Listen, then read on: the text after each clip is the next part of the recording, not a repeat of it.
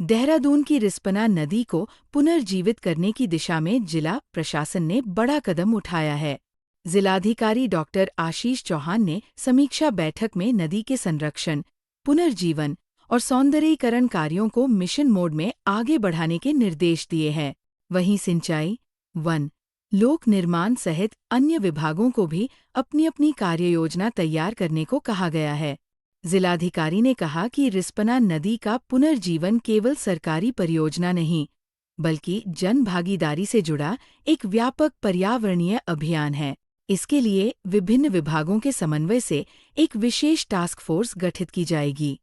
नगर निगम को 7 दिनों के भीतर ड्रोन सर्वे कर नालों, अतिक्रमण और गार्बेज पॉइंट्स का चिन्हीकरण करते हुए विस्तृत एक्शन प्लान तैयार करने के निर्देश दिए गए हैं।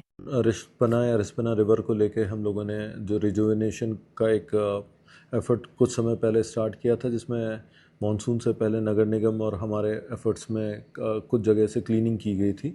इसी क्रम में आज हमारी एक फॉर्मल मीटिंग हुई और अगले 20 दिन के बाद भी हम एक और बैठक करने वाले हैं। इस संबंध में मल्टीपल एस्पेक्ट्स को कवर करने की कोशिश की जाएगी कि शॉर्ट टर्म में हम किन एस्पेक्ट्स को ले सकते हैं और इकोलॉजिकल बैलेंस और उससे रिलेटेड एस्पेक्ट्स कैसे कवर किए जाएंगे। फर्दर जो निचले इलाके हैं, क्योंकि पूरी 22 किलोमीटर की रिवर में इनिशियल 8 किलोमीटर का एरिया जो है उसमें डेंस फॉरेस्ट और अलग किस्म के प्लान की ज़रूरत होगी, और नीचे वाले एरिया में गार्बेज पॉइंट जो हमें आइडेंटिफाई करने हैं या जहाँ पे बहुत ज़्यादा मलबा या कचरा जमा है उन्हें कैसे साफ़ किया जाना है।